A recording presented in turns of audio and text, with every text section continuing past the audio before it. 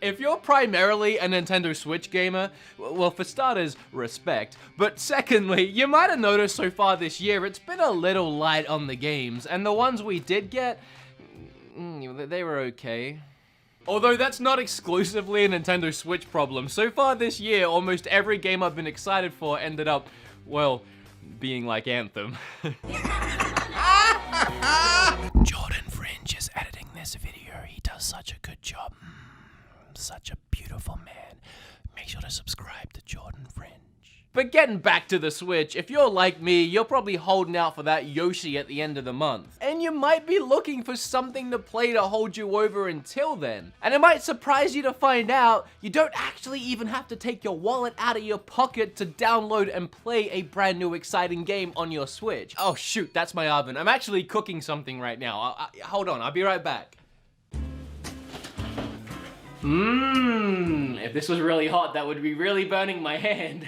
I'm still doing keto, but Kim loves KFC, so using Skillshare, I learned how to cook the perfect KFC recipe. That probably looks really gross, but I'm sure it tastes great.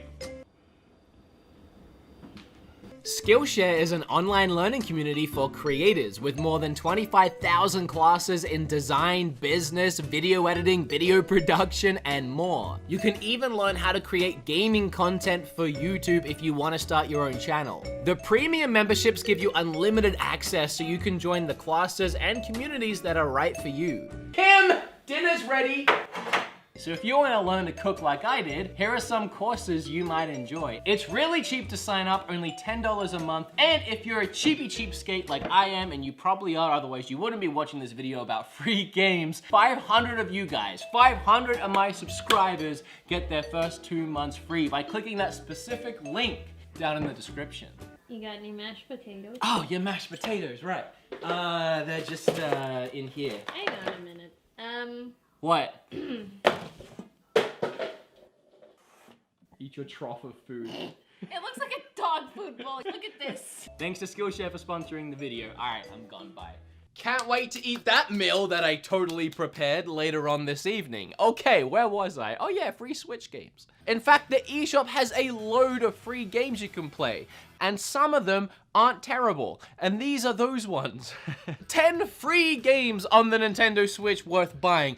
Actually, it's 11, but 10 sounded better in the title. Why am I still holding Travis? Get out of my life. With all that being said, shut up, sit down, and let's talk about a bunch of free games on the Switch. What do you got to lose? They're free, okay? Let's get started. Sorry I said shut up, I got carried away.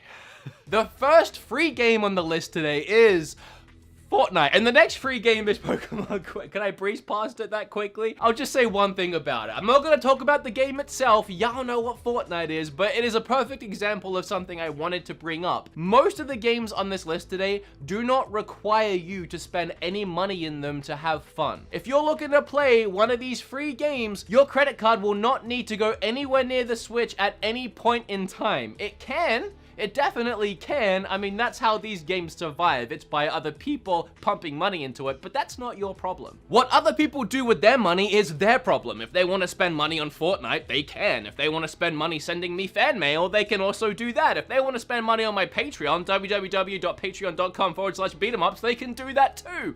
That's not your problem, it's theirs. So stop complaining about it. But my point is, Fortnite is a perfect example of a game that you do not ever need to spend money on. The only thing you'll get by throwing money at it is cosmetic stuff, so you can literally enjoy the full game for free. However, and this goes for any of the games on the list, if you have a small child playing these games, you might want to make sure that it's not easy for them to start buying stuff on your credit card, because it'll happen. Whether they mean to do it or not, these games will trick them into it, so be careful. That goes for all of these, but especially Fortnite. You can get dogs in backpacks. I mean, at some point, you just gotta buy stuff. Anyway, the next one, as I was saying, is Pokemon Quest. Do you guys remember Pokemon Quest? At some point last year, Nintendo decided they were going to go Pokemon crazy and just throw a ton of these Pocket Monster games on the Switch. They announced the Pokemon Let's Go games, as well as a brand new main series title coming this year, which ended up recently becoming Pokemon Sword and Shield. But also on that very same day, they dropped out of nowhere for free another Pokemon game called Pokemon Quest. I downloaded it that night and fell in love with it. I would go as far as to say I was addicted to it for about 3 days. And I mean, I loved it. It was like 3 straight days if I just couldn't put that thing down. There was just so much that just kept me playing. I really enjoyed the strange combat, the weird level designs, and the randomness of maybe getting a shiny Pokemon stroll up to your camp. There's something about this game that's like a weird phenomenon. Is that how you pronounce that? Phenomenon. And I've played games like this before that have the same phenomenon. No, I can't do it a second time. If it was even right the first time. It's a mysterious thing about the game that when you're playing it, you just keep wanting to play it, like another level and another level. You just get addicted and it's just fun to keep playing. But as soon as you stop playing and you take a breather from the game, maybe even for a day or two, there's almost nothing driving you back to the game. You have so many other things that are probably better than that you want to play instead. For free, it's absolutely worth it. All I can say is if you're enjoying it, keep playing it and don't stop, because as soon as you do, you might not play it again. It is fun though, and very creative. And hey, maybe that's just my own experience, but I mean, no one talks about that game anymore, so. Do you guys like Overwatch? Of course you do, everyone does. Do you want to play Overwatch on the Switch? Of course you do, everyone does. And do you want to play Overwatch for free on the Switch? Of course you do, everyone does. But you can't. What you can do is play Paladins for free on the Switch, which is pretty much Overwatch. Just not as good, but still good.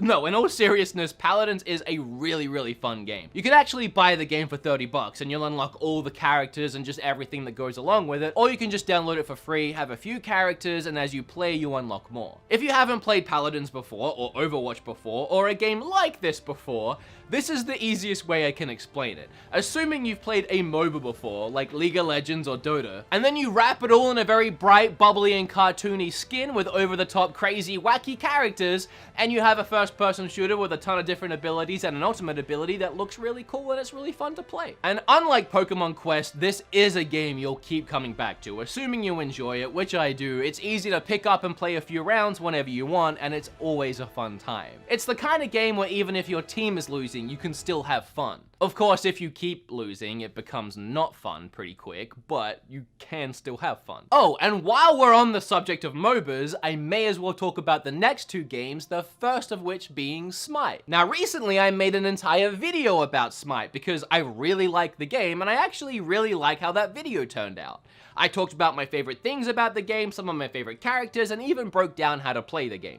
And I did that because the game is so convoluted with so many moving gears and parts, it takes a while to get your head around it and even learn some of the basics. So if this game does interest you, I would recommend going and checking out my video, which I'll leave in the description down below. But essentially, it's a MOBA, again like League of Legends and Dota, but played in third person. It's a really interesting concept, and again, I like it a lot. Obviously, it's free, or else it wouldn't be on this list, but you can also buy it, and it's the same deal as Paladins, where one way you have all the characters unlocked, and the other way you have to earn them. And we've gone from Pokemon Quest, a game that's a little addicting, but you might forget it, to Paladins, a game that's, you know, somewhere in the middle, you'll pick it up every now and then, to Smite, a game where you can easily spend hours and hours and hours just in one session, because each game can last about an hour, and you won't ever stop at just one game, and then you'll come back the next night, and the next night. If you think you can handle it, there's a ton of fun to be had in Smite for free. And the next free MOBA is Arena of Valor. Now, I haven't actually played this one. It looks like a more traditional MOBA, again, like the 2 that I keep mentioning, Dota and League of Legends, where it's more akin to a top-down strategy style game. And if you're into the more classic style MOBAs, Arena of Valor might be better for you than Smite. But what would I know because I haven't played it? I've just heard a lot of really great things, and it's free. So here it is. A new MOBA is a huge investment. It takes hours and hours and hours to learn the game and get good at it. So as much as I like the genre, I'm not ready to jump into Arena of Valor just yet. I don't have a week's worth of time just to practice. Now, I don't think I'm out of line to say if you have a Switch, you should have all 3 of these games. Mario Odyssey, Legend of Zelda Breath of the Wild, and Super Smash Bros. And I'll excuse you if you only have 2 of those 3, and if you only have 1 of those 3, I'll still acknowledge your existence if we're walking past each other on the street, but I will be subtly judging you in my mind and wondering what the heck is wrong with you. However, it's probably safe to say you most likely have Smash Bros. In your house, if you have a Switch. But if you're in the very unfortunate circumstance of not having that game and wanting that game, but you do have a Switch, well, you can play a light version of this game game for free, and that game's called Brawlhalla. And if you haven't seen this game before, I really don't have to describe it all that much because it's literally Smash Brothers. It's a Smash Brothers clone. Maybe hardcore Brawlhalla fans will fight me on that and point out all the subtle differences, but I played it. It's Smash Brothers. It wants to be Smash Brothers. It has its own personality for sure. It's a not as good Smash Brothers game, but it's free and it is good. I don't want to take that away from it. If Smash Brothers was never a thing and just Brawlhalla was, it would be a hit for sure. It's just Smash Brothers is a thing. Fallout Shelter is another perfect example of a free-to-play game that's just free to play and you don't have to put any money into it to enjoy it. Bethesda didn't care too much about making a ton of money off of it, so they made it just fun to play, and you can spend money on it. You can buy lunch boxes, which will unlock a bunch of things for your characters, like weapons, or even unlocking actual characters, but it's not necessary. And the game ended up being a huge hit. It exploded, and a ton of people did put money into it, so Bethesda kept supporting it. And it's no surprise that because this game was developed and built for a mobile phone, that it works really well on the Switch. Because the game still runs in the background like it used to on phones. You wouldn't have it open all the time, you'd be texting or playing other games, or you just wouldn't be using your phone. But meanwhile, the game is still active. But it feels like a live 24/7 living, breathing ecosystem. You start with a very small ragtag group of survivors, and you start to build a colony around them, layers and layers deep into the ground. And again, this is just a fun, free game to play in between playing other games. Whenever you're done with that 5-hour Final Fantasy IX session and you're about to log off and go to bed, you can quickly check on your Fallout Shelter and see how your survivors are doing. Make sure they're fed, make sure they have water, make sure none of them have died, and then go to sleep, wake up in the morning, and check on them again. Or forget about the game completely for 3 months and then sign back in and find out that everyone is dead and you got game over. I don't know if it works that way. We could find out. I uninstalled it, so yeah, they're probably all dead. That's what happens when your channel's about reviewing eShop games every week. I need space. I end up deleting stuff. I do want to add the long-awaited Undertale sequel, Deltarune, to this list, because Chapter 1 is free, and you'll get about 3 hours of free gameplay out of it. However, if you love it, and you will, everyone will, and everyone does, you will have to pay for the other chapters. It's only the first one that's free to get you hooked, and then have you play the rest. That's how confident they are that you will buy the rest. You can have the first one for free. And yeah, it's good. Obviously. The next free game blows my freaking mind, and that's Warframe. I made an entire video about this game. You can watch it down below if you want to find out all the reasons why it's so insane. But to summarize it, I still don't know how this game is on the Switch. It is such a huge, expansive, gorgeous looking game. It's one of those games that when you see it running on the Switch, it feels like a dream. Warframe is actually a teeny tiny little bit like Anthem, in the sense of you have like these Iron Man suits that have these crazy special abilities, and you kill a bunch of enemies. It's pretty much where the similarities finish, I guess. However, Warframe does have some really expansive open world areas where you can fly around.